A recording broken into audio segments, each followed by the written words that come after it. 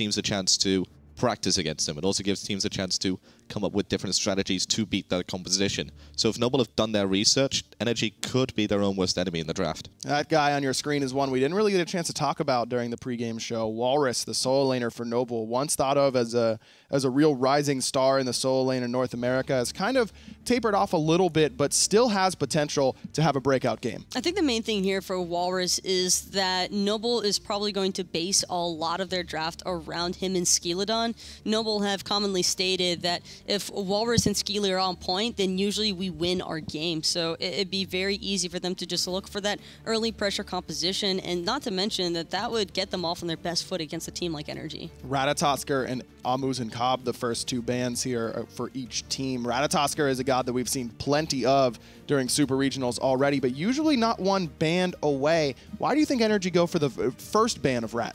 Simple, they just think Skeledon is probably the most experienced and best player on Noble, and one that they have to look out for. And I tend to agree. He's been one of the momentum players for Noble, really dictating the pace of the game. RTO, the other ban for NRG, trying to take that away from either Wubbin in the support role or Walrus over there in that solo lane. Hu Yi, the other ban for Noble. So a couple Hunter bans looking at Emilito, the reigning MVP, the World Championships. That leaves open Kakullen, almost certainly for Maniac in that solo lane. There's always the response possibility, though, of the Osiris. We've been seeing a lot of Osiris bans throughout Super Regionals so far, and granted, those were with some of the other teams, but that is definitely something that is in Walrus's god pool, and I've seen numerous occasions where Walrus has single-handedly carried his team and kept them alive in games from playing Osiris. As much as I would like to see adapting on an Assassin, we could see the Kakullen be in the jungle and an Osiris, well, I was about to say Osiris in the solo lane, but cast his curse, I think. Serket the pick for Skeledon, so even with a Ratatoskr ban focused his way,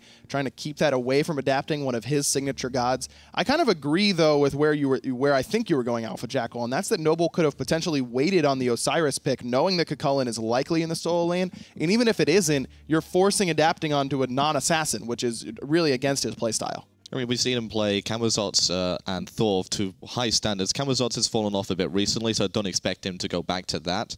I want to see him on Thor. I really do.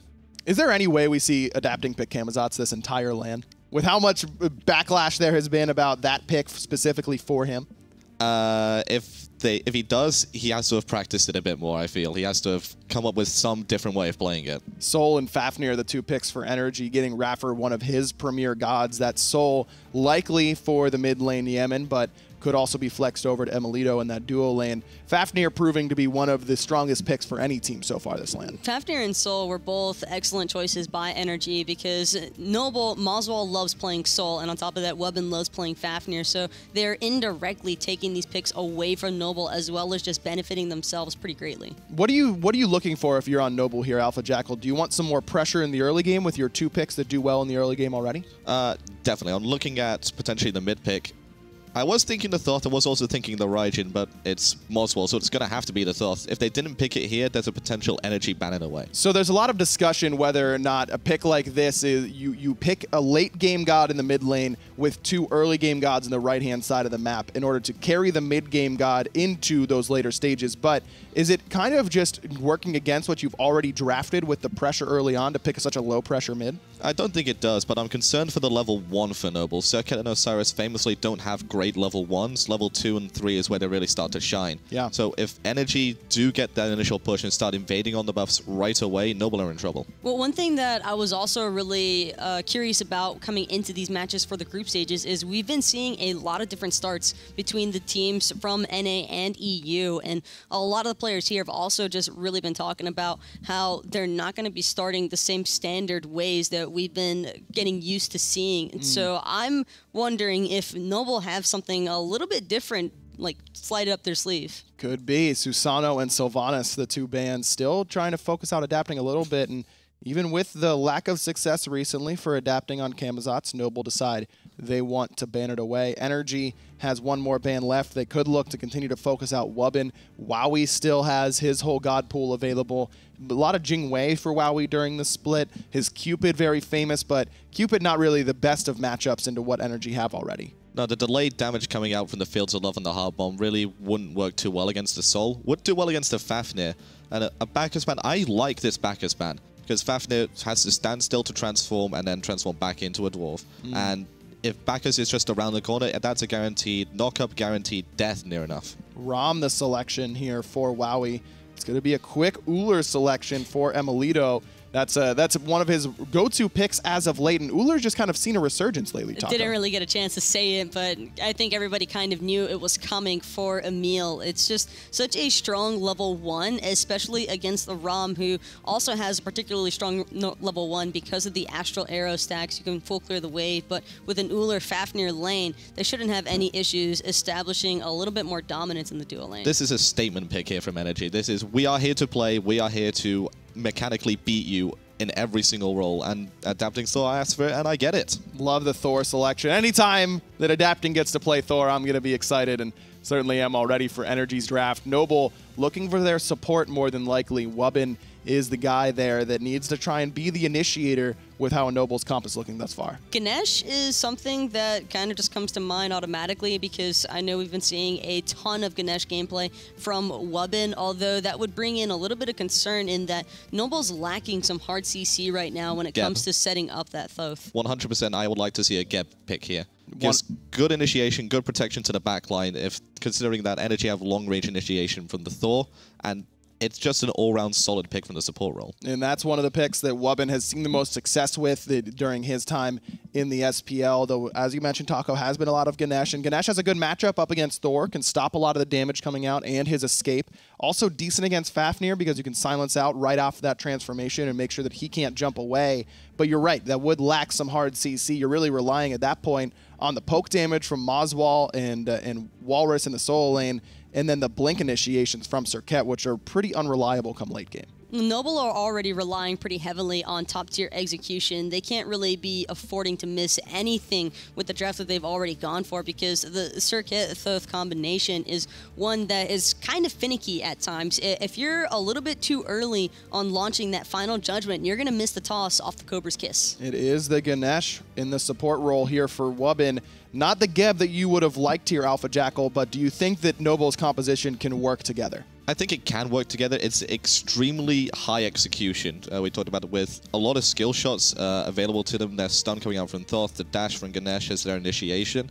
Really is down to, can they hit their abilities from long range? Can they catch NRG off guard? And to be honest, I don't see that happening. This feels like a counter initiation composition. Noble's lacking initiation so hard that they kind of want NRG to do it for them and try and take the fight afterwards, but I don't know, giving NRG the first strike, if you will, is kind of making me nervous. It might sound a little bit crazy here, though, but I feel as though Noble got everything that they would have wanted. When you look at these players individually, you might not necessarily expect it from Wowie, but Rom is one of his favorite picks to go for. Same thing for Wubbin on the Ganesh, Skeleton loves Serket, Walrus loves Osiris, and Moswall, I mean, we've all seen his Thoth. And NRG have famously overextended in team fights when they see a low health target, and that's one of the reasons why we've seen Adapting die a lot more this split and previous splits, because he's just been baited in by that low health target, trying to get that kill, trying to make sure that he gets a trade-off at the very least, and with a counter-initiation comp, it's a lot easier to pull that off. Well, plenty of mobility for Noble to try and get away when low HP. Can't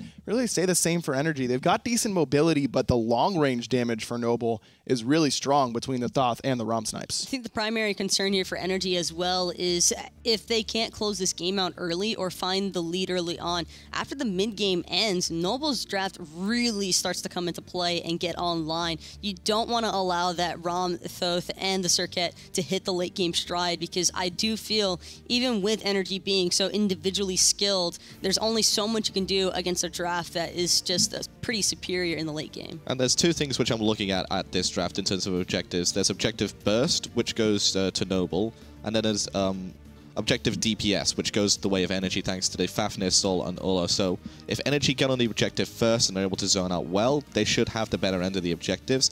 But if Noble are allowed to creep in, allowed to start at that objective themselves, it should be Noble's 100%. What about the hardest part of the game for a lot of teams here apparently during this Super Regionals? Sieging has been a real problem for numerous teams whose composition does better when sieging down something like a Phoenix? I would probably have to favor NRG for sieging the Phoenixes just because they have enough frontline between the Fafnir and the Kakolin, plus the Coers should really benefit that Sol and Uller. And to the same point, I think Noble have a better defensive comp for those Phoenix Sieges. Being able to poke out from long range without having that base healing so far away for NRG if they're pushing up on Noble's Phoenixes, it's going to be difficult to handle that dot when it gets that late game. Why do you think that so many teams have struggled with Phoenix Sieges so far, Alpha? I just think that, especially in the game 2 yesterday, we've seen teams engage or not engage at the wrong times. There was a couple instances against Dignitas where they should have engaged on us 5 versus 3. They didn't, and we were just allowed to poke them out for free and then look for that engage ourselves. They just need to throw caution to the wind and just go for it at times. You heard Skilladon in his video say that they've got nothing to lose here and everything to gain. I mean, no one expects Noble to come out of these wildcard groups and find their way to HRX. How kind of uplifting can that be, Taco, to not have any pressure? For Noble, it's a matter of fact that if they're able to find the win here, not only is that going to be a huge momentum boost for the team, even though they might have to wait a little bit for their next match, it's just going to be such an uplifting sensation for them because legit everybody, I think, has pretty much written off Noble as, yeah, they made it here somehow, but nobody really cares about what they're going to do. It's David versus Goliath. It's Noble versus NRG. We've seen the drafts. Who you guys got? I've got NRG. I'm just going to give it to Noble because I love Moswell way too much. Wow. There you go. Taco's got Noble 100% for no reason whatsoever. Thank you guys for joining us. It's time for the casters to take it away. It's Finch and it's Tolly.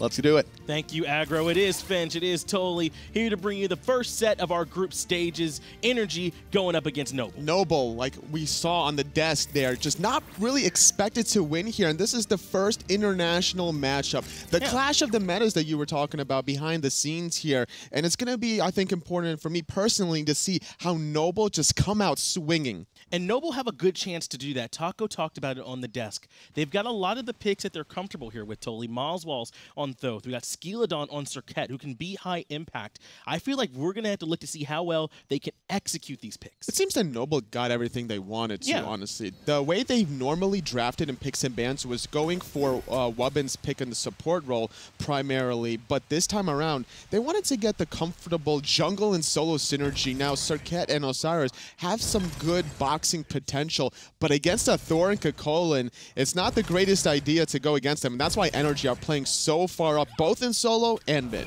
That's right. Yaman and Imolito are going to have no problem getting the pressure up against Moswell alone in the mid lane. They're going to trust Raffer over here to defend up against Wowie and Wubbin. But look, Adapting already taking more damage than I think he wanted to, totally down to half health. Skilladon was able to get all 3 hits off with the zigzag dash, and that's why it's so low is the health of Adapting. Forced to prematurely use the health potion. Still sitting at level 1. You don't get to level 2 off of dual splitting just the first wave. It's very important to get this next little ogre minions at the blue buff. Wowie and Wubbin have no problem stealing away the red buff in response to the aggression from Yaman and Adapting there in the mid lane when they were going to invade. So we can see again, where they're choosing to put that pressure. Raffer even walking over a little bit to try and slow him down at the purple buff, so no one's picked that one up just yet. A little bit of zoning in the solo lane as they were trying to attempt to steal away the blue buff, but instead going to get the blue buff of their own. And these two MVPs between Season 2 and 3 respectively grouped up in the mid lane, and for good reason, honestly, because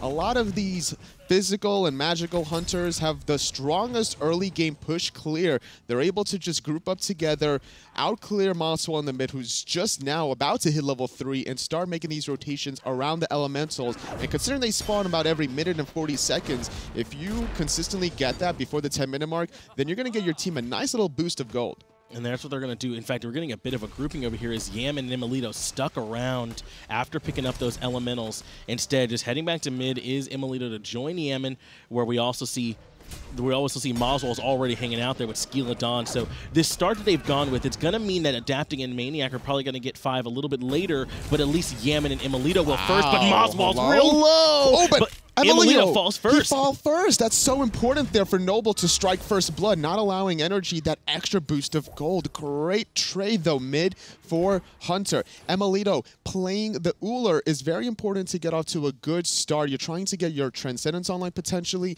any sort of stacking item, and really control that mid game. And that's what happened. Emilito now, he did also get a kill, so he's not going to be too far behind. Moswell falls, but only gets the assist credit. So that means that there could be a little bit of a chance for maybe Yaman to start trying to work on a small lead there in mid, but Emilito going to need to make sure he makes up for that death. Adapting still sitting around that solo lane side. Both Speed and Blue have been stripped away from both sides, not able to really find the invade quite yet. In about a minute and a half to 2 minutes worth of time, that's when the blue buff's going to respond from Noble, and maybe that's why Adapting sitting in this lane for so long. He wants to make sure that Maniac is going to have the nice, comfortable lead back before Walrus, maybe getting boots 3, and then look for that power spike play. And I was a little concerned, you know, that over there in that dual lane, Maniac Adapting wouldn't tick over to 5 first, but they did. They've been zoning Walrus so effectively. So now they have some of their biggest impact ultimates, in particular, Adapting on the Semi-Global Thor ultimate, the Anvil of Dawn. He can start dictating the pace, but it's Yaman who's in trouble in the mid. It's Yaman who's gone in the mid. Skilladon gets the second kill for Noble. Moswell just doing a great job, not overcommitting with the dash. He did a little sneaky dash by going against the wall, which didn't allow him to go to the mid lane, but that little bit of a mini dash doesn't reveal the hand of Noble. That allows Skilladon to engage first and get this easy kill. There wasn't even enough time for Yaman to go into disapparate before the damage. And that means now Skilladon can come over and try and take away this red buff from Emilito, further pushing him a little bit behind. In return, though, NRG taking the speed buff once again from them over here on the jungle solo side of the map. NRG just committing to their strategy of shutting out a Walrus. He's been known to kind of go off every now and then. He's a little bit of a wild card for Noble. He can easily find some solo kills if given the opportunity, and that's why NRG are sitting in this lane a little bit, and obviously Adapting, always wanting to get a speed buff. And Emilito, unafraid to kind of stick around there and try and contest them while they invaded that purple buff. He did have Raffer and Yaman waiting for him in the wings, so they were there to back him up if need be, as Adapting just kind of cleans up that mid lane for Yaman after the rotation. And this is important for Moswell to get such a huge lead over Yaman simply because of the build choice differences. Walrus, though, caught in a 1v2. He is getting knocked up. Adapting actually goes up into the air. Looks like he might be wanting to go in a little bit further. They do force the sprint out of Walrus, who's very low on mana, and Adapting does crash in. Doesn't actually land on him, but he is able to spin. He's trying to go for the spin. He's going to teleport out while Maniac cleans up, juggling the tower aggro. Maniac and Adapting playing so well off of each other, and very important that Adapting, when he did miss his ultimate, he didn't get the tower aggro, so that actually helps him out because he walks a little bit closer to get the guaranteed spin and win. And that's in response to Skilladon showing pressure over here on the dual lane side of the map. They've been invading the red buff, trying to slow down Emilito, so Adapting and Maniac are like, well, we have all day to try and get this kill on the Walrus. And Walrus slightly messed up there by using the last bit of his mana for that Spirit Flail on the minions there before the dunk even happened. Had he had that, maybe he gets off a tether, maybe he uses that Spirit Flail to slow Adapting and speed up himself, walking away from the Berserker barrage. And in the end, Walrus does take a spill, and that's what we were talking about. Now that Adapting is ticked over, he's level 7 now, has that ultimate, he can start having a little bit of pressure to further slow down Walrus. As long as Emilito can stay close, this can work out for NRG, but it's the same flip. As long as Walrus doesn't lose too much, then Noble will be in a good spot as Skeely continues to fight over Elementals. Didn't want to give that up, but their Elementals are just so valuable, and with Adapting getting the speed buff from Noble earlier on, he still has his own to boot. Now it's Maniac caught in a little bit of a 1v2, able to just jump away at the right time, and I'm expecting more pressure here in the solo lane from NRG. In fact, we're talking about how Emilito's having pressure over there, but he's still a little bit actually ahead of Wowie because he's been able to get that farm alone. Wowie and Wubby were splitting it for a while over here in that dual lane. Which doesn't surprise me considering how long these two players have been teammates from Season 3. Adapting caught in a 1v1, forces to ulti away. Will survive the Circuit last breath. They're just barely able to go back to base. We'll actually get the back Harpies right before backing, maximizing his farm. But yeah, we were talking about Wubbin and Wowie, how long they've been playing together. And that doesn't surprise me that they start the lane together. Not at all. Over there in that solo jungle side, we did see him as ult for ult trade, so Skeely and adapting going to be a little bit less impactful just for the moment. Skeelodon might be able to do a little bit more without his, as Maniac actually commits the ult to knock up Walrus, and Imolito finally gets to see his own red. As a Kakulin in the solo lane, you're basically a big bully. It's very difficult to bully out an Osiris, but with how much pressure adapting's been leaning in the right side of the map, it's very easy for Maniac to get off this damage, and he's actually going to transform here. He's going to go on to Skeelodon. Nice little bleed, but it doesn't matter. Maniac with a nice kill. Maniac able to clean up Skeelodon with no real backup. Skeely was pretty low, though, so it's not as if it was a full 1v2, but he cleans that up, takes away the speed, and now they're moving away. Oh, no. Maswell having no mana either, and I think that was the reason why Walrus didn't help out Skeelodon, is because he didn't have mana to really assist in that impact. Sure. NRG have been just consistently hitting Noble where it hurts at the speed buff. And they were a little bit faster on that rotation, too. If he needed help adapting and some more help was rotating over, so really it would have been dangerous for Maswell to walk in. In the end, they end up dropping Skeelodon now. That was his first death. He was actually doing really well, sitting at 2-0-0, so slowing down that farm was a big deal for NRG. And it's even being able to bully out adapting from earlier on. This allows NRG now to control the pace of the game. Skeelodon is not one that's afraid of making plays, but NRG are just kind of outgrouped. Skeelodon jumps into multiple members. That does get the ultimate to come out from Yemen, but up into the air goes Thor as well. Adapting looking to dunk down, but hasn't found a target just yet. Actually comes back into safety and wants to make sure he gets his own speed. Right as I said that, you know, Skeelodon's not afraid to engage. He jumps into 3 people, baiting out cooldowns, uses the bead so that he can zigzag away into safety, baits out a little bit of cooldowns between the Thor ultimate, but nothing that Noble can really take advantage of. That's true. He trades his own beads, but that's 2 big impact ultimates for energy they don't have. The question is, though, like you were saying, is there anything they can do for it? No big buffs are coming up. The only thing available right now would be the Gold Fury if they felt brave enough to go for that. So they really can't capitalize. Well, it's NRG capitalizing on Walrus sitting less than half health at level 9. Does have fully stacked passive up, so will mitigate some damage, but it's very important now for adapting to sit in the jungle, prevent these rotations while Maniac solos this tower pre-10 minutes. Yeah, this is an early tower, and now Maniac is going to be free to rotate into these teamfights a little bit more, and he's already the highest farmed in the game at level 11. Not too surprising for a solo laner, but you do not want a big, bulky Kakulin charging at you in that rage form. And more importantly was the timing of this aggression, also being able to take advantage of Walrus not having defensive items quite yet. Gladiator Shield hasn't been completed, so he doesn't have the luxury of sustaining from hitting those abilities, getting about that 2.5% health return. And it's actually a pretty significant power difference we're going to be seeing between Maniac and Walrus, or rather like a difference in their impact. He's got that full Gladiator Shield and started working in that defensive tree as well. So now if they have a team fight, he's going to be that much tankier, even sustaining way more than Walrus. Maswell barely taking any damage from the double tap of adapting. I'm pretty sure he's maxing out that Berserker Barrage instead. And also, if you take a look at the build from Maswell, I was going to touch upon it a little bit earlier on until there was action in the solo lane, was his build going for the Warlock Sash, trying to build more resilient, expecting adapting to really dive the backline. And now the grouping up is around the speed buff this time as Maniac commits the ult onto Walrus. They want to have they want to continue on this pressure that they have on the speed buff. Skeelodon takes a lot of poke there between adapting and Yemen. He's going to have to back off and won't be able to be a part of this fight. NRG are just always so calculating around enemies respawning speed buffs. Now Skeelodon, he's just going to die completely to Raffer. And that's based off the poke that they were able to establish earlier. Wubbin now has to back up. No way for him to come in and try and defend. NRG once again find a pick. They do find the pick. They don't necessarily steal away the speed buff because that was a nice final judgment from Maswell, but at the end of the day, NRG are very content with that win because look what's happening on the left. Imolito almost able to take out a tier 1 of his own.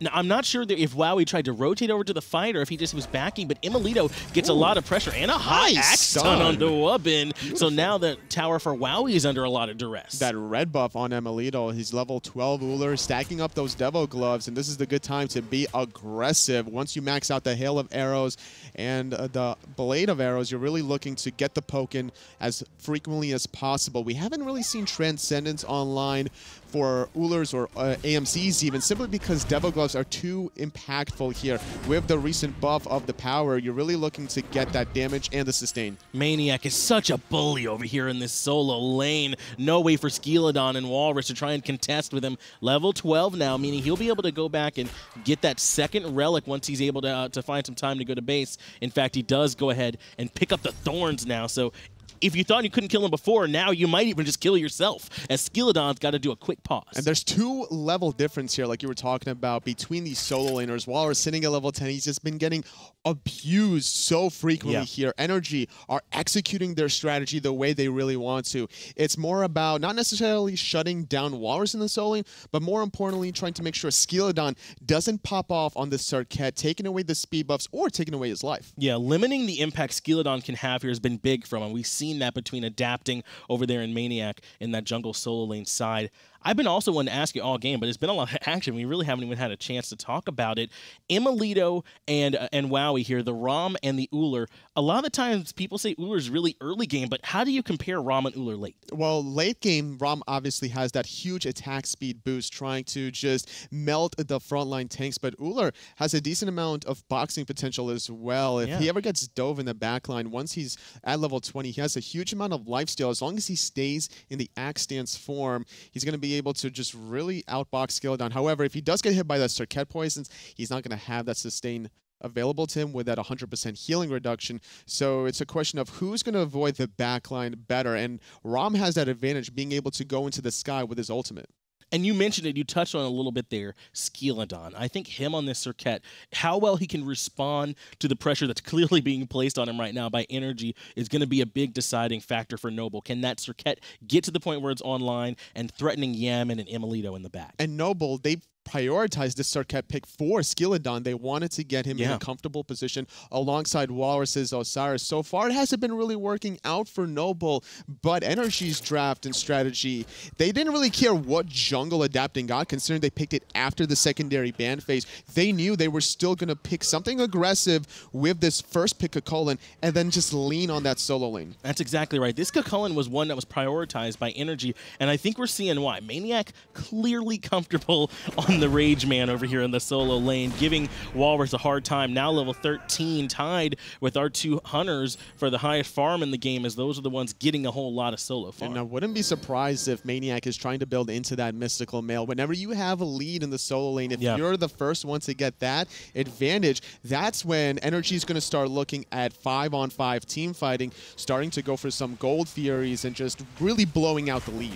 And the 5-on-5 team fighting, it's easier for them now. Maniac doesn't have to worry as much about his own tower. He can push up the wave that much further and get it going. But actually starting up the Gold Fury is Noble. Wubbin's here, but they end up dropping it because they recognize Imelito's still on this side of the map. Skeledon jumping over. Actually will catch out adapting before the stun. Gonna do the poisons, but he just forces out the beads. Hammer back into tier 1. No kill.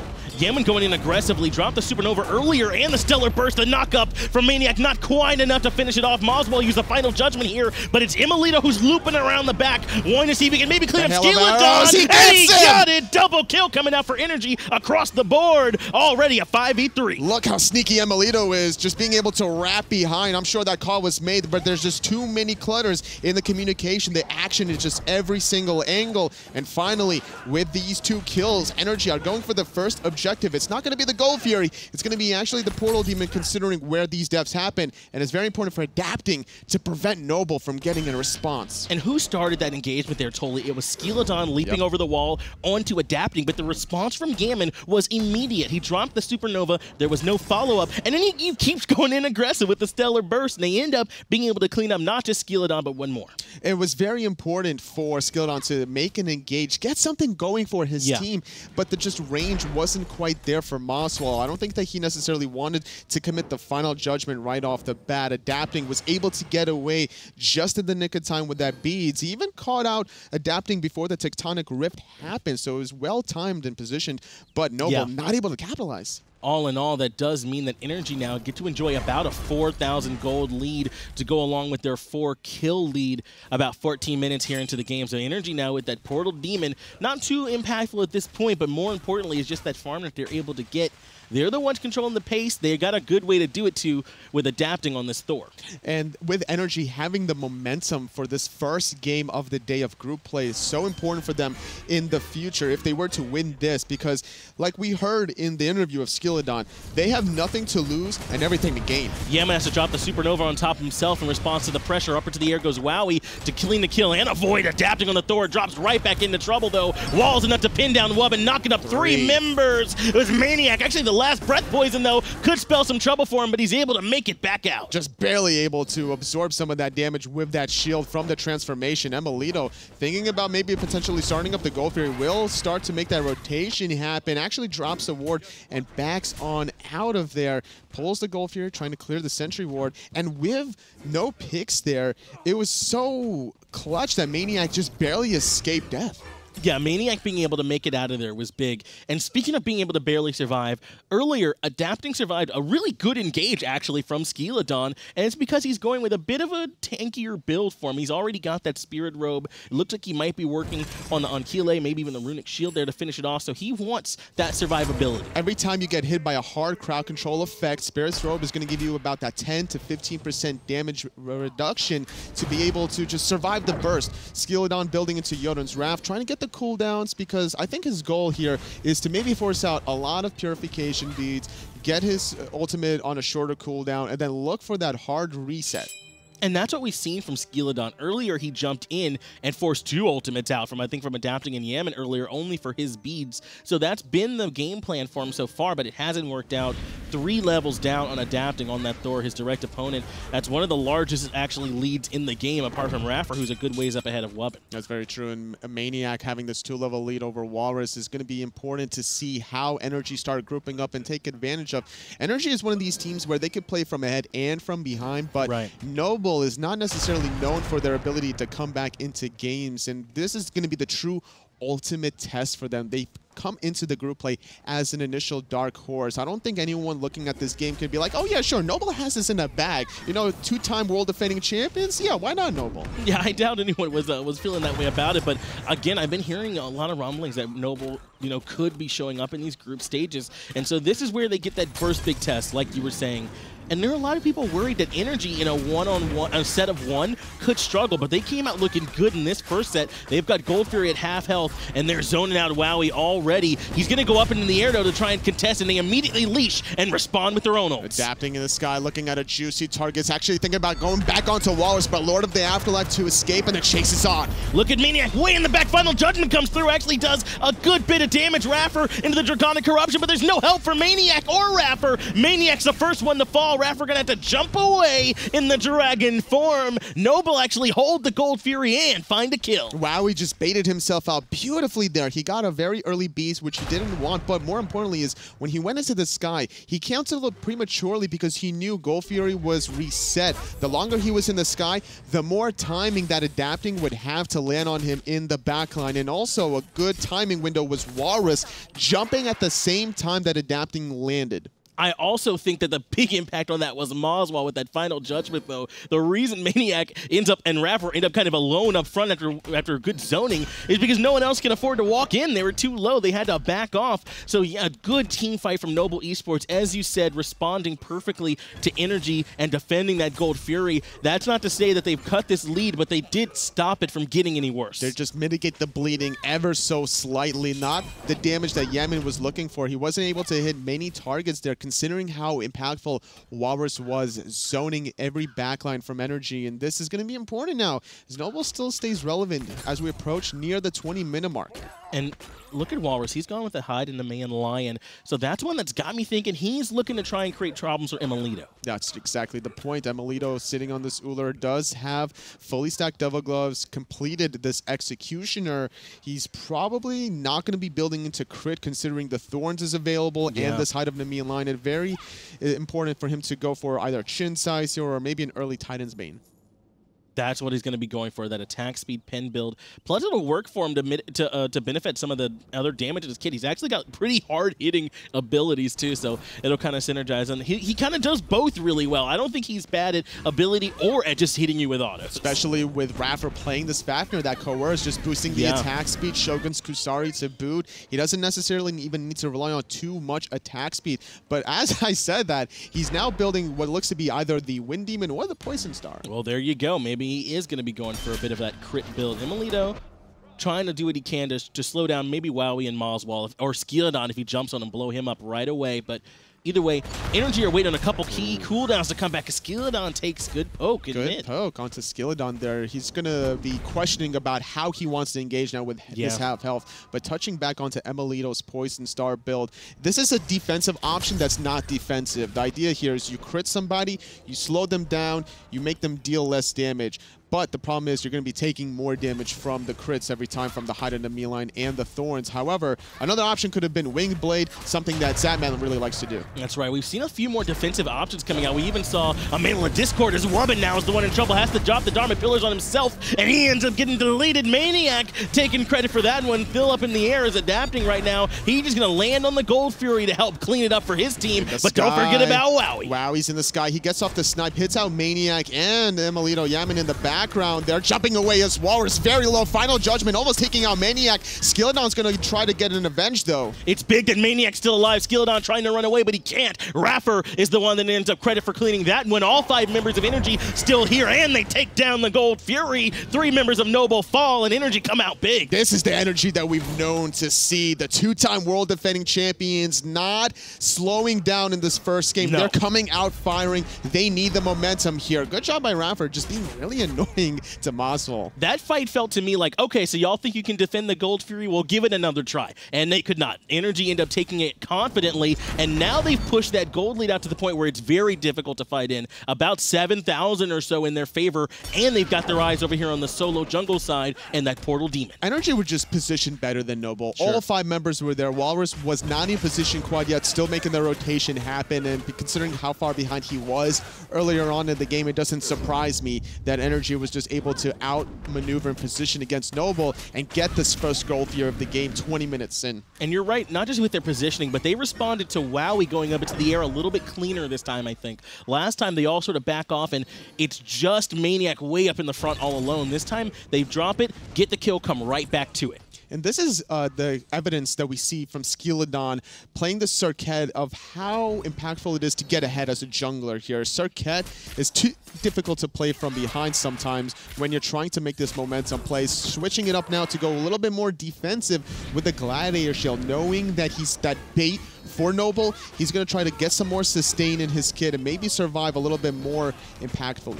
He just gets blown up a little bit too easily now. In too many fights, we've been saying Skilladon's already half health as the tier 1 tower in mid falls. No roll ray for Noble to defend that. It actually looks like NRG want to try and get this tier 2. Good wall on the Moswall's got him isolated. And Emilito comes in, chunking him, knocked up by Maniac, and the Dharma Pillars actually helped him get the return kill. 1-for-1 as Maniac sacrifices his life, but adapting's not done. He's going to land onto Wubbin. Nice little just going to silence out that Berserker Barrage. The rest of NRG will find Wubbin. It's a 2-for-1 at the end of the day, and they get this tier 2. They're not done yet. They're starting out Walrus. Another wall to isolate. Walrus forces him to use the Lord of the Afterlife to jump on down, and NRG think they can still get this tier, this mid Phoenix as well. Skilladon was not a part of this one, just trying to split push and get that tier 2, so NRG kind of need this to make it worth. Wowie in the sky. He connects on the first one, misses the second and third. Yaman, though, at the same exact time, was taking advantage of that by getting the mid Phoenix 23 minutes in. However, left-hand side, Skilladon commits to the split push. Had he been there, that would have been probably a turnaround for Noble, but this is the sort of triple beam balance that you're trying to help out your team by getting some more gold in the pocket. And to be fair, Skilladon hasn't been able to have the impact he's wanted to in those last 2 fights. It just turns out that they have one where there were so many low health bars he could have cleaned up, so I don't fault him too much for the call, but Noble think they can try and force a low energy here at the Fire Giant. Raffer with about half health needs to somehow stop this for the moment. It's already at 25%. Yaman throws out the Stellar Burst. Fire Giant going the way of Noble! Noble get the Fire Giant, but up into the air goes adapting with the Anvil of Dawn crashing down onto Walrus, you're gonna need to get out of there, buddy, but there's just no way. Yemen cleans that one up. Wobbin running for his life, the Ohm to keep him alive, but only for the second. Yemen gets a double kill, and NRG continue to push. Noble get the fire giant, but at what cost? Wowie's now getting chased by Maniac here. Skilldon gonna drop the poisons onto Yemen, forcing out that Aegis Amulet as Moswell dropping some shots as well, but NRG, they're fine with Noble getting the fire giant because the mid Phoenix fell earlier on, and NRG continue to get these objectives. Noble had to give up way too much there, Anatoly. No way for them to get anything off of that fire giant. It doesn't even slow NRG down. They get 2 big-time kills. They get the tier 2 tower over in right, and as you mentioned, mid Phoenix had already fallen. All the pressure in this game going the way of NRG as they sit up 10,000 gold. The ball is just in NRG's court. They don't care that Noble got fire giant. Noble will not get anything off of this objective in terms of towers. Maybe tier 1 mid if NRG are caught slipping, but that's not going to be happening anytime soon. NRG are sitting with a commanding almost 10,000 gold lead. They got most of these towers, just need to hit those dual lanes. And sometimes, even if you take the fire giant and you can't get any towers, it's still okay because that means that the other team can't get it and it slows them down. But totally, I don't think that's going to be the case this time. NRG are up way too much, and Noble have already shown they really can't afford to make a defense. Plus, they got to worry about fire minions in mid. It's just the composition from NRG that are so good about sieging these towers. Yaman, Soul, Emilito, Uller, Raffer, Fafnir to boost both of those 2 physical magical hunters. These towers don't really stand a shot unless Noble can get the damage off onto both of those targets, and it's important for Moswell to land his abilities. And this is what I mean by that pressure. NRG take that tier 1 and left and just continuing to push now down this left lane. Welbin actually might be in trouble. Wow. He's a tanky elephant, but he's at half health. I don't know how he's going to be able to frontline for him now. He's not that tanky now with that 50% health pool. Yaman not even going to take any sort of damage because of that Book of the Dead, giving him a little bit of that shield, some self-sustain inside his kid. Noble trying to defend this tier 2 tower. Noble, good stun comes out on the Walrus actually with the axe. Skilladon takes that as his opportunity to jump in. Dharmic Pillars come out in response. That's enough to slow NRG down for the moment, but Noble don't want to hard commit here. In fact, let's actually go into a listen in here with NRG to see what their calls are thanks to Sennheiser. I'm in, please. This one defender. Sure. Careful, Ramos after. Yeah, I'm fine. No, yeah, gold. Free gold. I'm gonna go to portal. Yeah. Don't walk the dangerous way, yeah, bro. Emil, do you feel the lag though? What's up? Do you feel the lag? Yeah. Okay. Like my auto's coming out like they're fucking rain. It's 36 ping now. Yeah. And there we get to see NRG making the call to go for that Gold Fury. They got it cleaned up after taking that tier 2 tower very cleanly as well, Toli. And it's Noble now trying to stop this portal demon. They're going to be very aggressive considering that Raffer was a little bit low, getting a little bit of sustain. The Phoenix has respawned for Noble. They want this portal demon, but NRG not letting them have it. NRG absolutely not. They take that portal demon for themselves. Noble have made this call now twice, Toli. When NRG appear to be backing or having to recuperate after a fight, they try to go take an objective. Let's talk about that fire giant that kind of blew the game wide open.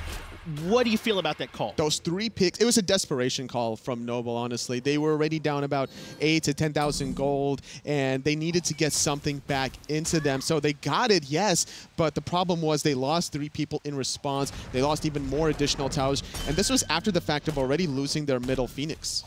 And once they lost that, they were able to go take that tier 2 in right as well. But the fight's continuing. Knockup, big knockup coming out from Maniac one more time. Thor's going up into the air, adapting, looking to crash in, but Emilito has already taken down Oabin. Skilladon going on top of Emilito, trying to shut down his damage, but he's going to have to run. Meanwhile, on the back end, Yaman's keeping Walrus and Wowie and Moswell all busy. Skilladon's on a merry chase, but I don't know if he can make it out of this one. Adapting with the speed buff, it elects to kind of stop chasing down Skilladon. Emil in the axe stance gets so much healing there with those Devo gloves. Yeah. Fire Giant still going to respawn in 30 seconds, but with the respawn Phoenix in the mid, that's where NRG's focus are. Between Soul and Uller here, their damage onto these structures is plenty potent. Walrus now trying to be the front line with Yaman and Raffer a little bit low. It is enough to force them off that weakened Phoenix for the time being, but that's only because NRG know the Fire Giant's only 10 seconds from coming back. They weren't able to get the mid Phoenix, but that's okay. NRG are winning these team fights outside the towers and Phoenixes anyway. This is going to bait Noble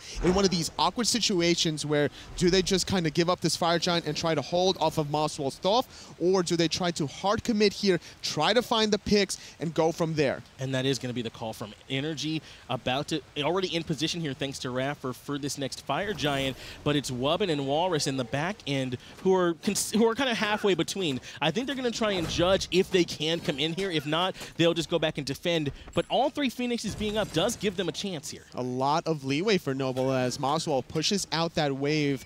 Very importantly, in the mid lane, the rest of Noble waiting for the regrow from their mid-mage. Now NRG, they're starting up the Fire Giants already about half health. Yeah, it's being shredded between Emilito and Yemen, and it looks like the call from Noble is to try and come in and make a steal happen, but NRG just drop it and instead take the fight. Possible. In the backline, Skilladon is sitting on top of Emilito, trying to keep him low, but up into the air when Wowie looking for the snipes on Emilito. Skilladon gets him with the poison. That's one big target that's already down. Adapting onto Wubbin, but he's forced to retreat away. Wowie's going to chase out Raffer. He rolls back in. The support from NRG is going to fall. There's 2 dead from NRG and Noble. They're winning this team fight. This is a huge fight. Good stun coming out from Moswell on the Maniac. 5 members of Noble still alive. Raffer and Emilito have to wait 40 seconds at least on their respawn timers. Now Noble looking to pull the Fire Giant, and no one from NRG in range to contest. A big-time defense coming out from the boys of Noble. This time, Noble's Fire Giant should net them some towers and some more gold to get back into this game. Noble, they were the dark horse coming into this, but now they're kind of getting back into it. They're going to get some of these towers. 500 from the solo lane, 500 from mid, and about another 1,500 on the right-hand side is going to amount for 2,500 gold to come back in. That's going to be the call from Tier 2 tower over in the solo side of NRG is going to crumble before the might of Noble Esports. Now, though, Raffer and Emilito are back on the map. They'll be there to try and defend when Noble come back in.